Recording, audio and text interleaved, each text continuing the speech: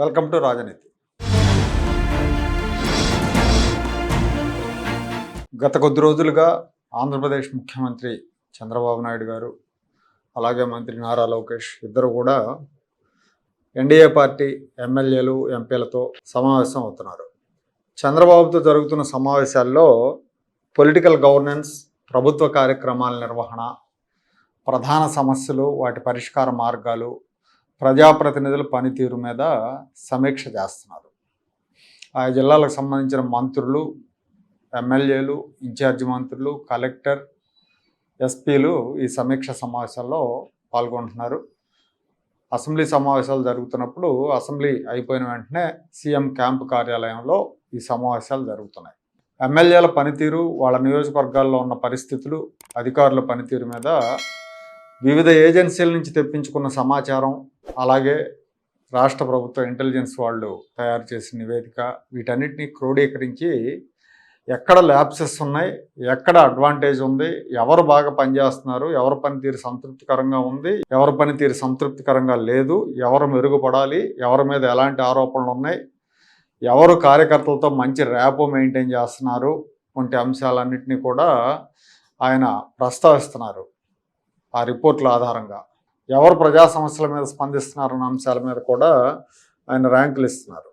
Party సిద్ధాంతాలకు లోబడి రాజకీయం చేయాల్సిందే, అలాగే కార్యకర్తలకు అధిక ప్రాధాన్యం ఇవ్వాలని చెప్తున్నారు.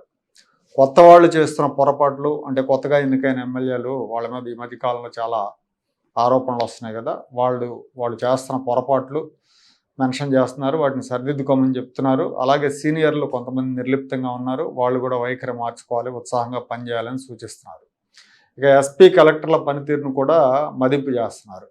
వాళ్ళు కూడా ఈ సమావేశాల్లో పాల్గొంటున్నారు. పాలనలో, అభివృద్ధిలో, రాష్ట్ర స్థాయిలో వాళ్ళ జిల్లా ప్లేస్ ఎక్కడుంది, వాళ్ళు ఇంకా మెరుగుపరచుకోవాల్సిన అంశాలు ఏమున్నాయి అనేది కూడా ఆయన చెప్తున్నారు. ఎమ్మెల్యేలు తరచుగా తమ నియోజకవర్గాల్లో పర్యటించాలని, కార్యకర్తలు నేరుగా ఎమ్మెల్యేని చూస్తే వాళ్ళకు ఒక సంతృప్తి కలుగుతుంది, అందుకే తాను నెలలో 2 సార్లు కుప్పం నియోజకవర్గానికి వెళ్తున్నానని కూడా ఆయన చెప్పారు. ఉదాహరణగా ఏ ఎమ్మెల్యే ఎన్నిసార్లు స్వచ్ఛాంధ్ర కార్యక్రమాలు నిర్వహించారు, ఎన్ని ప్రజా దర్బార్లు పెట్టారు, ఎన్ని ప్రెస్ మీట్లు పెట్టారు, సోషల్ మీడియాలో ఎంత యాక్టివ్గా ఉన్నారు, ఇలాంటి అంశాలన్నిటి మీద స్పష్టమైన డేటాతో నివేదికలు తయారు చేసి ఎమ్మెల్యేల చేతిలో పెడుతున్నారు. మొత్తం 6-7 సంస్థలు తయారు చేసిన నివేదికలు, రిపోర్టుల ఆధారంగా పనితీరుని అంచనా వేస్తున్నారు. బాగా పనిచేస్తున్న వాళ్ళని మెచ్చుకుంటున్నారు, అలాగే వెనకబడిన వాళ్ళని పనితీరు మెరుగుపరుచుకోవాలని చెప్తున్నారు. ఆరోపణలు ఉన్న వాళ్ళని పద్ధతి మార్చుకోవాలని హెచ్చరిస్తున్నారు.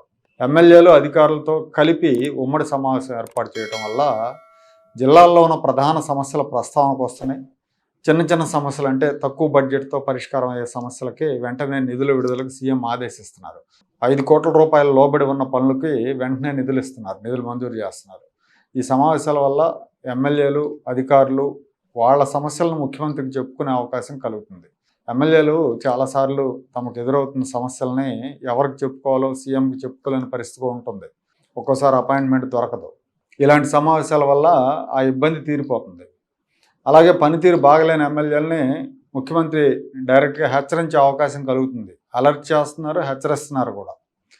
ఆయన ఇంకో మాట కూడా వాళ్ళతో చెప్తున్నారు, ఇవే సమీక్షలు నేను ఎన్నికలకు ఏడాది ముందు చేయొచ్చు, కానీ అప్పుడు సరిదిద్దుకోవడానికి, ఏదన్నా తప్పులు చేసేవాళ్ళు ఆ తప్పులు సరిదిద్దుకోవడానికి ఆ 1 ఇయర్ సమయం సరిపోదు. ఇప్పుడు ఇంకా 3 ఏళ్ళు సమయం ఉంది కాబట్టి తప్పులు చేస్తున్న వాళ్ళు మీ పనితీరు మార్చుకొని మీరు ప్రజలకు దగ్గర అవ్వండి. ప్రజలకు దగ్గర అయితే మీ గెలుపుని ఎవరో ఆపలేరని చెప్తున్నారు. సర్వేల్లో వెనకబడిన ఎమ్మెల్యేలు పనితీరు మార్చుకోవడానికి నిజానికి 3 ఏళ్ల సమయం సరిపోతుంది. వాళ్ళకి నిజంగా మార్చుకోవాలి అనే తపన, తాపత్రయం ఉంటే, మార్చుకోవాలనే సంకల్పం ఉంటే 3 ఏళ్ళు అనేది ఎనఫ్ టైం. అలాగే పని చేయని అధికారులు, సమస్యలు సృష్టిస్తున్న అధికారులని భరించాల్సిన అవసరం లేదని ఎమ్మెల్యేల సమక్షంలోనే కలెక్టర్కి, ఎస్పీకి సూచిస్తున్నారు. క్షేత్రస్థాయిలో పరిస్థితులు తెలుసుకునేందుకు అటు అధిష్టానానికి, అలాగే నియోజకవర్గ అంశాలు ముఖ్యమంత్రి దృష్టికి తీసుకెళ్ళడానికి ఎమ్మెల్యేలకి ఈ సమావేశాలు ఉపయోగపడుతున్నాయి.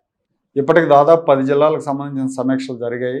అలాగే ఈ సమావేశాలు నిర్వహించడం మూలంగా తమకు ఎదురయ్యే సమస్యలని ముఖ్యమంత్రి గారి దృష్టికి తీసుకెళ్ళగలుగుతున్నామని ఎమ్మెల్యేలు చెప్తున్నారు. జగన్మోహన్ రెడ్డి ముఖ్యమంత్రిగా ఉన్నప్పుడు మంత్రులకు కూడా ఆయన కలిసే అవకాశం ఉండేది కాదన్న విషయాన్ని వాళ్ళు గుర్తు చేస్తున్నారు. ఇక అధికారులు కూడా జిల్లాలో ప్రధానంగా ఉన్న సమస్యలు, తమకు ఎదురవుతున్న సమస్యలను సీఎం గారికి నేరుగా చెప్పే అవకాశం వచ్చిందని సంతోషపడుతున్నారు. చంద్రబాబుతో సమావేశాలు పూర్తిగా ప్రభుత్వానికి పాలనకి సంబంధించినవి అయితే మంత్రి నారా లోకేష్ కూడా పార్లమెంటు నియోజకవర్గాల వారీగా ఎమ్మెల్యేలు, మంత్రులు, ఎంపీలతో సమావేశం అవుతున్నారు. ఇవి పూర్తిగా వ్యక్తిగతమైన డిన్నర్ మీట్లని చెప్పాలి. ఇందులో రాజకీయాలకు కానీ ప్రభుత్వానికి పాలనకి సంబంధం లేదు. ఆ అంశాలను ఏమి ప్రస్తావించరు. సభ్యులంతా కూడా వాళ్ళ ఫ్యామిలీలతో ఈ కార్యక్రమానికి హాజరవుతున్నారు. లోకేష్ చాలా కలివిడిగా ఎమ్మెల్యేలు, ఎంపీల కుటుంబ సభ్యులతో మాట్లాడుతున్నారు. వాళ్ళ సమస్యలు, వాళ్ళ సంతోషాల గురించి తెలుసుకుంటున్నారు. రాజకీయ ప్రస్తావనలకు తావు లేకుండా గెట్ టుగెదర్ కార్యక్రమంలాగా దీన్ని నిర్వహిస్తున్నారు. దీనివల్ల తామంతా ఒకే కుటుంబం అన్న భావన కలుగుతుందని ఆ సమావేశంలో, ఆ డిన్నర్ మీట్లో పాల్గొన్న వాళ్ళు చెప్తున్నారు.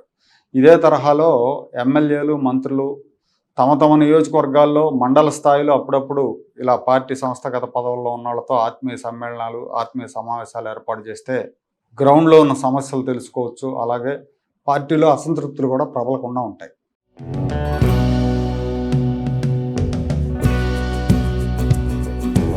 Like, share and subscribe to Rajaniti channel.